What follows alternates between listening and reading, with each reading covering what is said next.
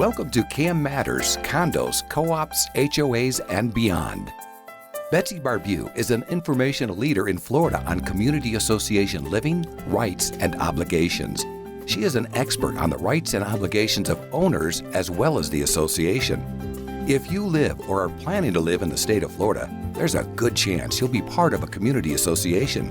And by the end of this show, you'll know a little bit more about community associations and why they matter. I can't believe I'm saying this, Betsy, but I guess we do this every month. It's the April 2026 episode of CAM Matters. I'm glad that you're here today. Betsy, thank you for joining us. Boy, we've got a topic that when I first saw what you sent to me, I'm like, is this common sense? And then I started looking at an article you wrote, and apparently it's not. So we've got a lot to dive into today. Why don't you start out? What inspired you to do this topic, and what is the topic? Well, I kind of have two topics. Okay. And one of them is the conduct to becoming an officer or a director. Okay. Kind of reminds me of the... And that's secretary, president, that's anywhere on the board. Yeah. Okay. Anybody. Yeah. And years ago, I was introduced to the idea of having a code of ethics for board members. Not that it's enforceable, but it's spoken. Mm-hmm. And you have something to go back and say, look, you signed this. Right. You're not behaving that way. Right. The other thing that kind of collided with this idea of conduct to becoming an officer and a director, the other idea was a slogan that I saw on the wall, the wall at Mission Barbecue. So I guess I'm going to give a shout out to Mission Barbecue. There you go. But it says, choose the harder right instead of the easier wrong. And these two ideas kind of like collide in my They are married. Absolutely. And that I think some of what causes the division on the board and why we even need to talk about ethics and conduct is this choose the easier way instead of the harder way. Mm-hmm. And let's kick the can down the road.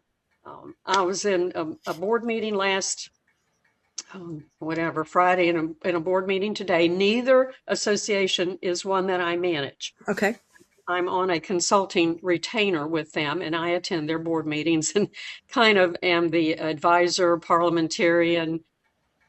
Is this because of the... because they have so much tension. Mm-hmm. Yeah. Mm-hmm. They have so much tension. And so I am kind of the, I don't know, sergeant at arms, but I'm just there. And the board, the presidents, and usually half the board will yield to my counsel. Okay. And move forward in the meeting instead of right. stuck Or just, honestly, look, you've been talking about this for at least 2 or 3 years. It's worse. Maybe more. It's worse. What's going on? It seems, and I'll make a bunch of people mad. It seems that there are different levels of tension, maybe would be a way to say, in different kinds of communities that are laid out differently. In a homeowners association where you have a single family home on a lot, and if it's big and you have no amenities, and there are some that are bigger and have no amenities. In other words, you don't have a central gathering place. Right. You don't know your neighbors. You don't talk to your neighbors. Wow. Unless you walk the dog or jog and wave, at people as you go by. Right. You don't really know your neighbors. Yeah, we're going in the garage, right into the house. Garage and you go in, and there's no central gathering place. In the communities where there is, like maybe a clubhouse or a swimming pool and maybe some tennis courts and things, then there are groups of people who do play together. But for the most part, they still are not involved in any of the community management. Often they can't get a quorum for an annual meeting. Nobody shows up. No. They often have very few people show up to the board meetings. It's just a lack of engagement all the way around. Yeah. Either that or it's a lack of buzz. Okay. There's not the, negative buzz spreads further than positive buzz. It does. Can I say it that way? Yeah. Well said. And the other dynamic, another dynamic that I see is in high-rise condos, where everybody's up and down the elevator together all the time. Mm-hmm. So you do have some buzz there, but it's still not the same as the kind of buzz that is in a mobile home condo. Yes, there are mobile home condos. Okay. No, they're not stacked on top of each other. That was what I was visioning. Yes. And I think everybody watching was, in fairness. They are not stacked on top of each other. It's called a land condominium. Okay. And actually I'm involved in a couple of those around here. And they're mobile home co-ops and then mobile home HOAs. So what I find, my observation, is that most of these are 55 plus. Okay. So the people are home more. Okay. They are physically close together. Okay. Physically, you could live this far apart. And the buzz, it's almost like everybody is in everybody's business. And negative buzz spreads faster than positive. Absolutely. I also find that there is still, despite my best efforts, there is still a total misunderstanding of what a board meeting is for. And board meetings are not for the purpose of hearing the concerns of the owners. And I continue to hear that, well, they don't listen to us. We don't know anything that's going on. And this is more prevalent in a mobile home condo co-op or HOA. They don't listen to us. They don't care how we feel. No, we don't, because the board is there to get the business of the corporation done. One mobile home community that I deal with, they have in the bank over $1 million. You might think, well, it's just a mobile home park. No, it's a corporation. Yeah. It's a corporation. Yeah. And it is a big deal corporation. Right. They have $1 million+ in the bank. So this board is dealing with high dollar ticket items. They're not there to deal with the spaghetti dinner. Right. They're not there to hear the concerns of the owners of, we can't hear you at a board meeting. Well, move your chair. Right. We're not here to cater to you. Move your chair. Betsy, along those lines, you're talking about just some basic, and kind of going back to the beginning of the show, some basic general things that we kind of take for granted, but you've talked for years about code of ethics and how that applies. Would you start to delve into? There you go. There you go. Yes. Just happen to have an article. Somebody I know. I am a featured columnist for the Property Management Magazine that's in South Florida. Some of you talk to me often from down there. And I'm also a featured columnist for the Journal, the Florida Community Association Journal. That's the big statewide magazine. And you'll find my articles in both of those every month. And this one was about the code of ethics that a board could consider implementing. And again, it's not a legal document, but it does have, but you do have the ability to talk about it. And things like, to demonstrate that you're competent for the job, the state has said that you have to have training. So have you taken the training? And for condos and HOA board members, you have to have now annual continuing education training. So are you doing that? And are you going to classes that are meaningful? Right. Or are you just going to some little online course where you can't really talk to anybody or hear from other board members ask questions. You're just reading something online. I don't think that is very in-depth competence. Right. You're still asking. I mean, for them to check off a box of what's required, that's still Not not a pretty high bar. low. Yeah, exactly. It's not a very high bar. Right. It's not like you have to have any educational background as far as a master's degree in business or something like that. So you don't You're have saying to take the classes, prove that you've taken the classes, and then be a kind person. be a reasonable person. You could be a subscriber to CAM Matters and you could learn a lot. Yeah, that's I very mean, there are a lot of places to educate yourself. Yes. And to learn more about what you're really supposed to be doing instead of, well, this is the way we've always done it. Mm-hmm. You need to be sure that you're using due care and that you're not just making flippant decisions, that you are thinking strategically and long range. This corporation is going to be here long after you're gone. Right. And you need to be thinking in terms of long-range planning and what is best for the community in the long run, not what's best for my pocketbook right now. Mm-hmm. The objectivity, this is the one that I think is so hard. Unlike serving on any other kind of board of directors, whether it's your local Kiwanis or Chamber of Commerce or United Way, if you're on your church council, or if you're on a bigger national organization, professional organization board, in any of those boards, you are not dealing with spending your own money. Mm-hmm. And here we're making decisions about how to spend my money and your money. Right. And that gets personal. And so it is very, very hard to stay objective as to what really needs to be done.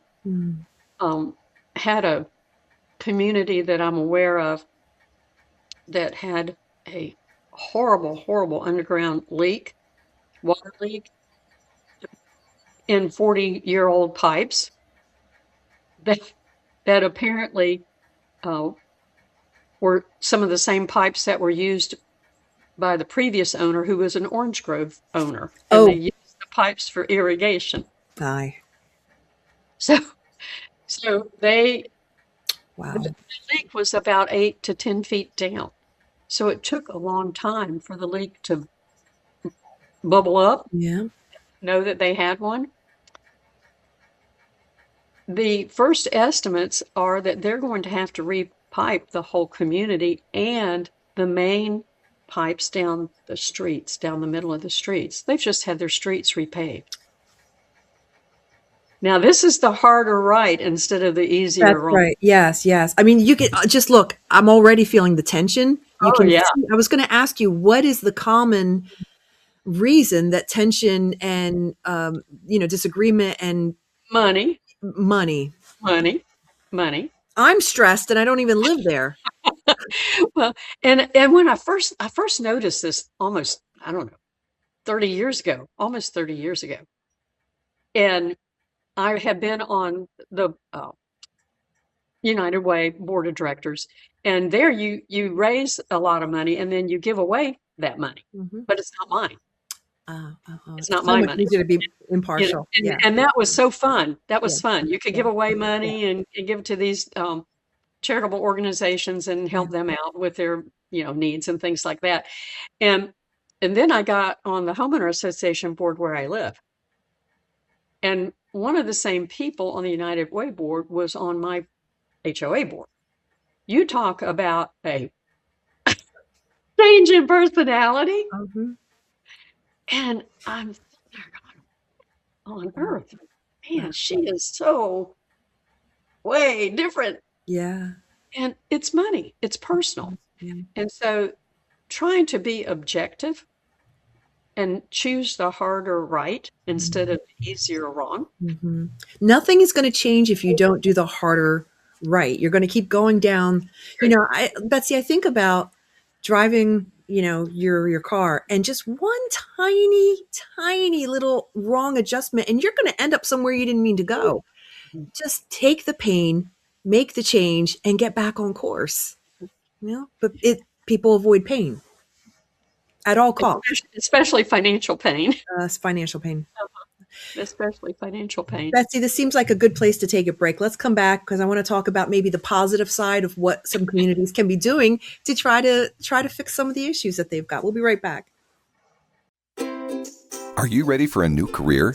Do you have skills or interest in management, real estate, construction, maintenance, accounting, strategic planning, project management, budgets, human resource management, lawn and landscaping, pool services, or any other expertise needed to operate a community association? If you do, community association management could be for you. For more information, feel free to email Betsy at betsy@floridacamschools.com or visit the Florida Cam Schools website at www.floridacamschools.com. Florida Community Association Management continues to grow. Career opportunities abound.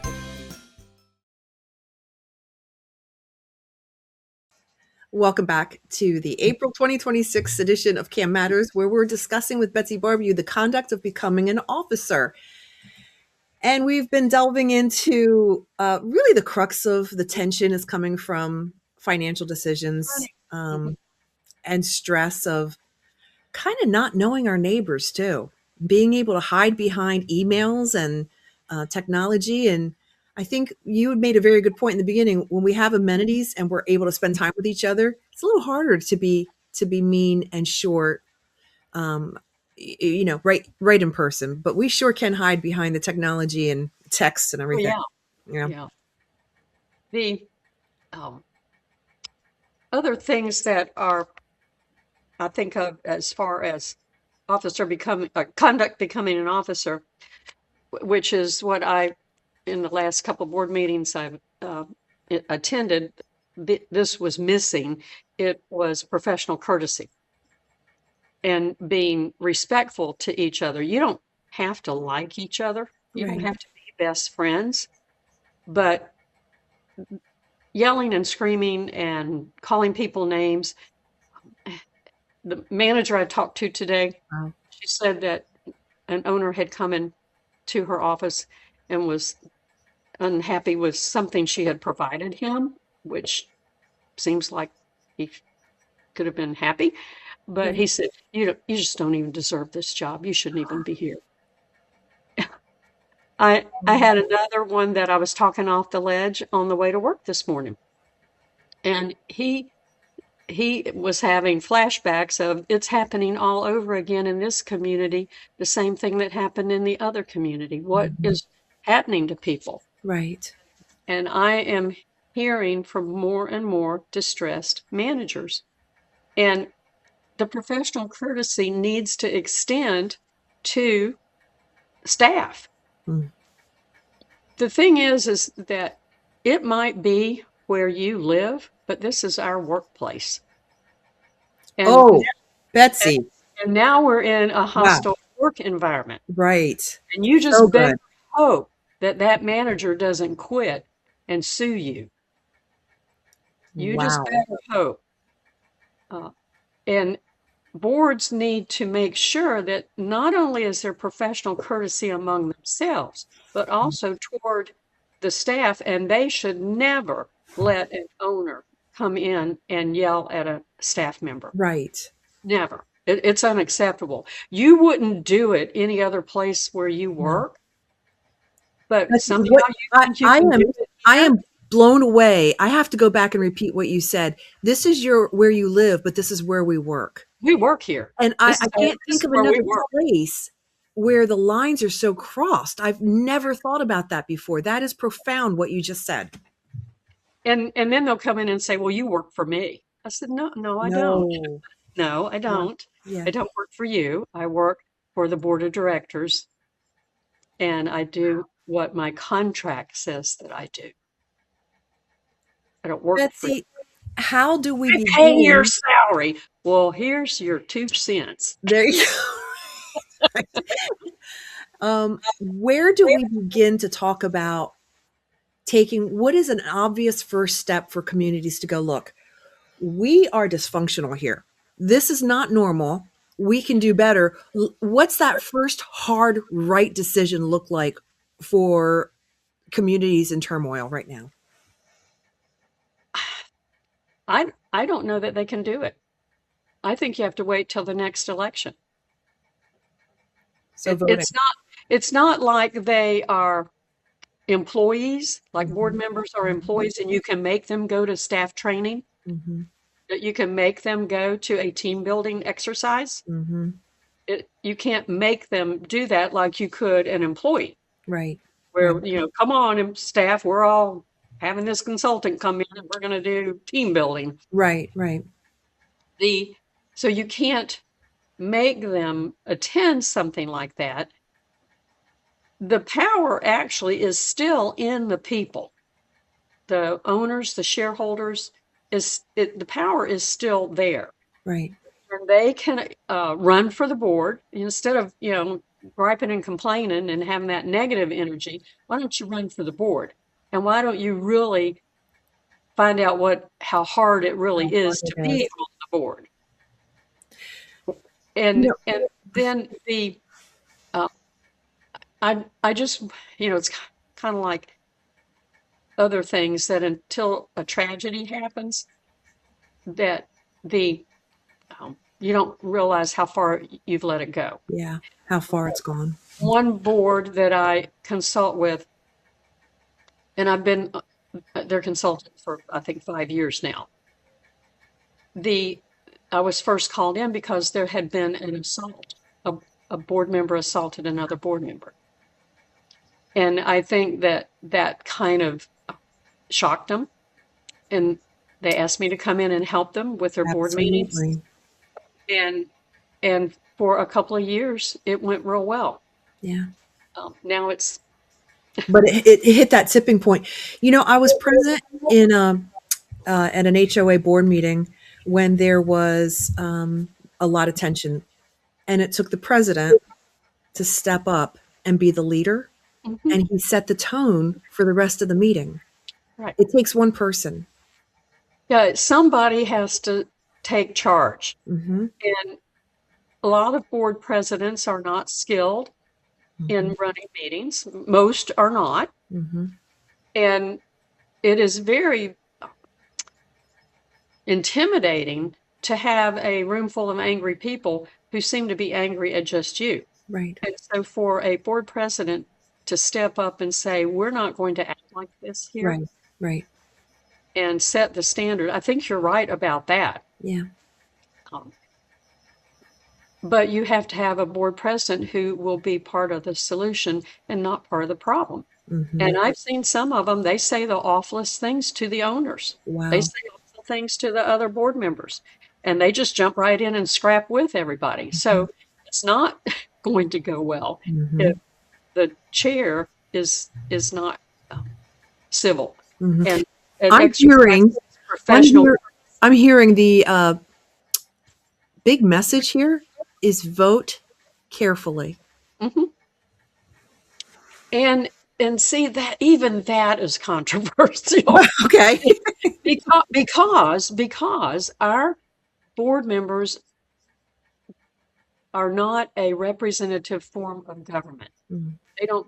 Yes, the owners vote for them, but the owners are not their constituents. Right. The owners, they're not elected. The board members are not elected to fulfill the wishes of the owners. Right. They're elected only to protect the property, maintain it, and enforce the restrictions. Wow. They're not there to create a sense of community. They're not there to create all these wonderful, fun things for owners to do. They're there to run a business. Mm-hmm. The owners, they can have all of their special groups that create that sense of community. Mm-hmm. But it's not the board's job. Mm-hmm. The board meetings are business meetings. They are not. And I don't know how many times over 25 years I have to say this, but board meetings are not informational meetings for the owners. It's not for owners to come and ask questions of the board. Right. You can do that some other time. Whatever other times the board or the management provides for you to ask all those questions, but not at the board meeting. That's not what the board meeting's for. That's why the board sits in a circle or a square, because the board is talking to itself. Right. It's not talking to you. Right. It's talking to itself. I think season 1 we did. Go back to season Go one. back to season 1, how to arrange the chairs for a proper board meeting. I mean, Betsy, we've got to kind of start to bring this plane down. But let's say that a community is watching this almost in tears. Like, Betsy, you're talking about our community. What can we do? Get the board trained, for one thing. Make sure that they're trained by somebody who knows how to run a board meeting. I don't want to be self-serving, but I will be. Right. But No. I know the attorneys do board training, Right. but they're not teaching you how to do a board meeting. They're checking And- off boxes. Yeah. And I think a board meeting is your greatest challenge. Okay. Concrete falling off a building, call the vendor, Right. call the concrete person, call the Right. roofer, call the plumber, call the painter. Yeah. It's those the emotions at board meetings Mhm. is what is hard, Yeah. and that's intimidating for a lot of board presidents. Yeah. And so, yes, the power is in the people for them to vote for their board members, but they're voting for board members who can run the corporation. They're not voting for board members who will serve their wishes of, we want an osprey nest. Right. I feel like you've heard that. I feel like you didn't just pull that out randomly. Yeah. We want another bench, Oh, wow. under the tree. Okay, that's, it. Right. That's such a good point. Betsy, thank you. I mean, again, another amazing episode to be able to share how these communities can get along and move forward and do what's best for themselves and for their neighbors. And you pour a lot into it. So if you're watching this, if you would just maybe give it a rating, maybe reach out to Betsy and just say, hey, I saw it. Let her know what you think. Really I'm going to get a appreciate bad that. rating on this one because I just slammed a bunch of Well, people. that's all right. We'll make those go away. No, I'm just kidding. Betsy, thank you so much. Any final thoughts on this before we sign off? Not on this, but I do want to mention the yearly educational summit coming up in August. I do want to mention that. I almost have all of the sponsorship spots filled, Okay. and people are already starting to register. So get your registration That is in and wonderful. save your seat for August 13th and 14th, Thursday and Friday in Leesburg. And we're going to have some great panel discussions. Okay. And we're going to have Jane Boland coming to do the legal update. And then we'll do some other fun things. Wonderful. Thank you, Betsy. Have a great day. We'll see you in May.